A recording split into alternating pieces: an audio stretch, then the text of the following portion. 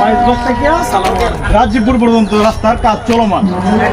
তো এখন এদিক দিয়ে আমরা স্ন্যাপ দিচ্ছি, স্ন্যাপ দেওয়ার পরে দেও কিন্তু স্ন্যাপ সহ আপনার বাইঙ্গিয়া রাস্তার যে এটা ওটা বাইঙ্গিয়া একবারে পুড়িয়ে দিতেছে, তাই না? তো এদিক দিয়ে যদি জটিল করেও দেয় আর শক্ত করে দিলেও মনে ভাঙবে, কারণ হলো মাইজবাগ বাজারে যে পানি, বিশেষ করে এই মাথার পানিগুলো অতিবাহিত হইতেছে। এখন আসলে এটা তো একটা নির্দিষ্ট সমাধানের দরকার, তাই না? নির্দিষ্ট সমাধান আকাশে একটু বলো, নির্দিষ্ট সমাধান আমরা চাইতেছি যে নির্দিষ্ট সমাধানটা কিভাবে করা যায়। একমাত্র ড্রেনের ব্যবস্থা করা হলেই নির্দিষ্ট এবং উপযুক্ত সমাধান হবে। ড্রেনের ব্যবস্থা না হয় এটা মাত্র সাময়িক সমাধান হবে।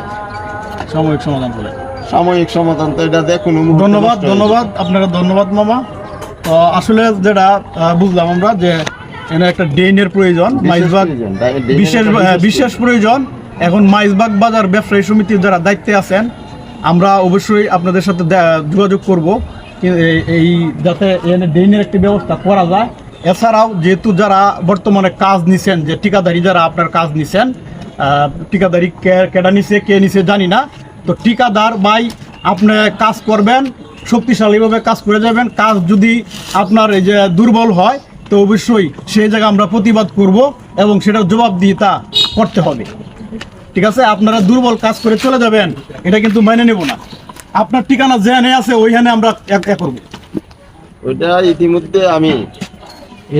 ইতিমধ্যে আমি মুকুলা ইউনিয়ন বিএনপির সদস্য হিসাবে ঠিকাদারকে বলছি যে মাইজবাগ থেকে মুকুলা, মাইজবাগ থেকে রাজীবপুর যে রাস্তা, ওই রাস্তার কাজ শিডিউলে যেভাবে আছে 100% এইভাবে কাজ করতে হবে। যদি অন্যথায় বিকল্প কোনো পদক্ষেপ নেওয়া হয় আমরা জোর প্রতিবাদ জানাবো।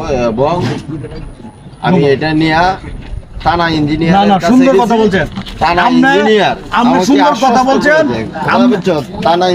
আমাকে আশ্বস্ত করেছে। উনি বলছে যদি 100%-এর মধ্যে 1% কাজও কম করা হয় তাহলে আপনি ঠিকাদারকে বান দিয়া, গাছের সাথে বান দিয়ে আটকায় রাখবেন, এরপরে আমরা যাই এটার পদক্ষেপ।